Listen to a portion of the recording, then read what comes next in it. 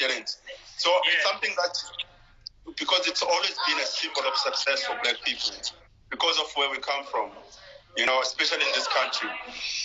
So when you drive a nice car, it's not even from us alone, guys. It's not even from us alone. It's from our parents and my parents didn't have cars. My mom only started having cars like later in life. So it's always been a big thing for black people to have a car. So it's okay, when you start making your money, go for it. But tick a box.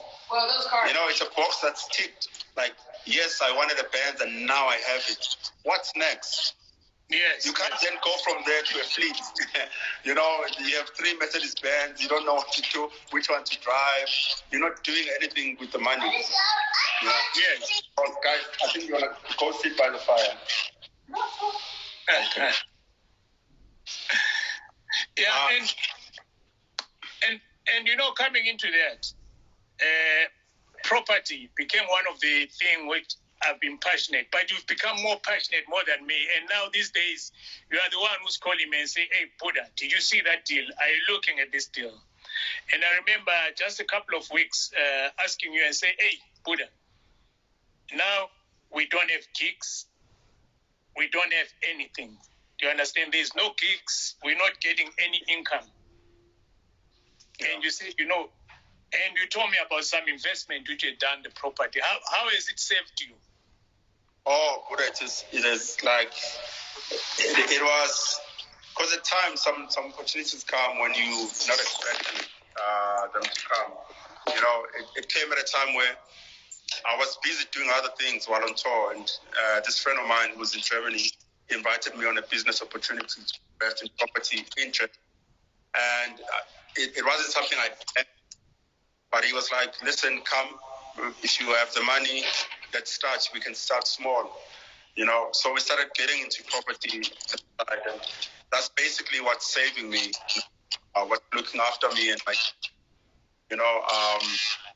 otherwise, if I didn't make, much as I've made so many investments, they're not investments that are bringing money, right? They are long-term investments, but the that I did there are the ones that are. Yeah. And obviously, you've traveled a lot, and now you understand a lot of stuff. And what would you advise? What would you give to a lot of young people, especially when it comes to endorsements? You've done a lot of endorsements in terms of contracts. Right now, you've signed one of the biggest deals, with this Gallo thing. But what would you advise? Because I think a lot of youngsters I've met, or a lot of us musicians or whatever, we easily get excited, not understanding what's going on. And later, when these things hit, it becomes like a problem. What would you advise? The most important thing, I don't have my network is like that. I keep trying to fix. The most important thing, you need to start building a brand. Yeah. First, because you can't make any endorsement without a brand, a strong brand. And if you start making such deals too early, it might affect your brand moving forward, because you're gonna hit the ceiling. And most artists, I feel like what they don't do is to plan. Like if you're an artist, what's your next move? What are you planning to do? I'll tell you mine. For the past 2 years, I've been shooting content to produce a documentary about my life. And before then, I was working on deals. Before then, I was working on my album. Before then, I was working for. So, what are you working on as an artist? And that question is the most important question ever, because you can't just sit and expect growth without you putting any kind of money or effort. Yes. Wow. Build your brand equity first and make sure it's strong. And you can start navigating, and also just choose people you want to collaborate with, because that's what it is. An endorsement is a collaboration, choose very well who you want to associate with. You know what? I want to play you something, right? Sure.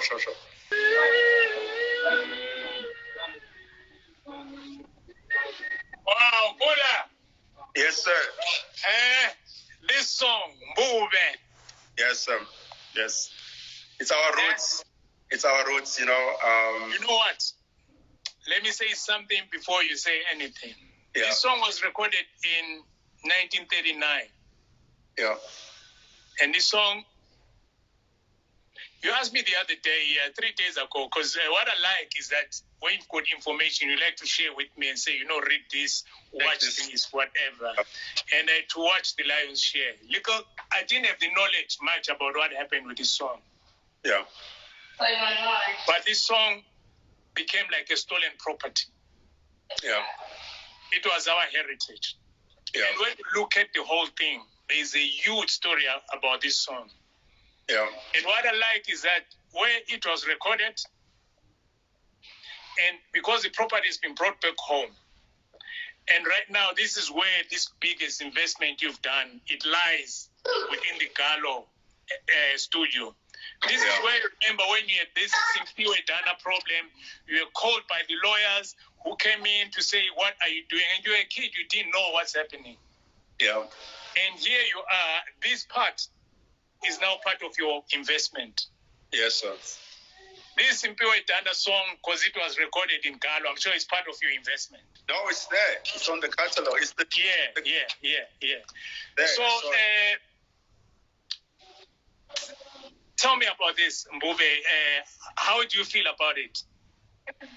My heart gets very sore, because so many people tried.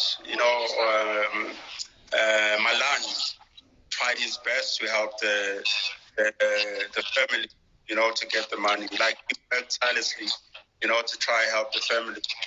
The team that was put together tried their best to help the family. Even the Minister of Arts and Culture back in the day, Paulo Jordan, he got involved. He funded the lawyers to try fight and get the money back. But they were fighting a multinational, like one of the biggest companies in the world, who were very smart and decided not to go to court, but they went straight to the family. But now what you must remember about us and our families and our background, we have history of money. Yes. We don't know money. So if Disney is going to come and say, this is an example, I'm going to give $200,000 for life, it's like almost 5 million rand a person. You're going to think, wow, I've never had money in my life. Realizing that you are selling the song for life. And that's what's said about the story, is that they played their card right, where they didn't want to deal with the lawyers and the family, and they made sure the amount was never disclosed. It was in contract that do not disclose the amount of money we pay, and give the money straight to you, not to the lawyers, not to anyone else. And the family didn't have anything. Yes. Naturally so. So they took the money. And the song still out there, it's on even the one with Beyonce, which is the biggest Lion King ever. My heart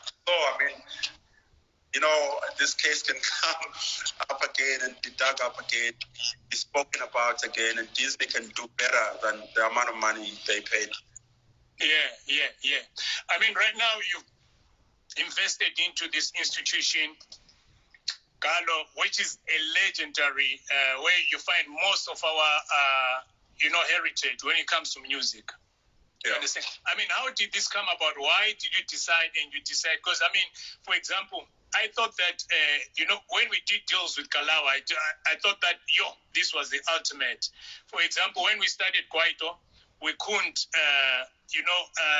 major record labels didn't want to deal with us, but we had to go underground, start selling our tapes, and later, They came in and then, they understood us and then we became big. But when we went to negotiate, we only wanted distribution. They were giving us 80 and they were getting 20. And that was how Kalawa was born. And this was the ultimate.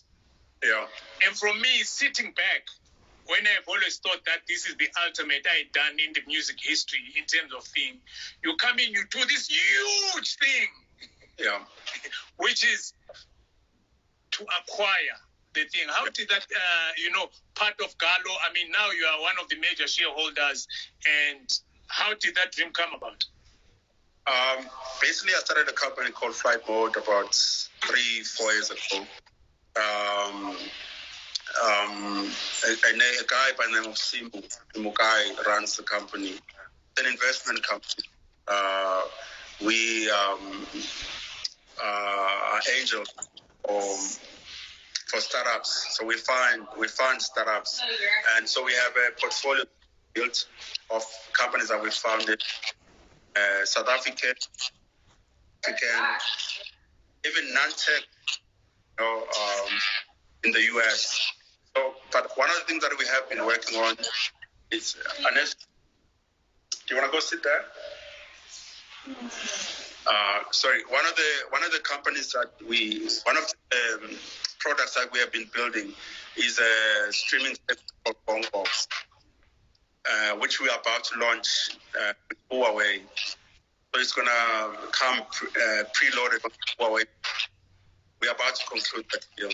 So it made sense, since we are working on a streaming to acquire the label, because none of the streaming services around the world have owned the music. Everyone licenses all these different things. So it came at the right time where we are about to launch Gongbox, and then there's a Galo acquisition opportunity. Hence you went for it. There's lots of archives. What are you going to do with those archives? Because, wow, there's lots. That thing is old, man. You're going to find this very interesting. We're also creating another one called STEMFAR. STEMFAR is going to be a hub where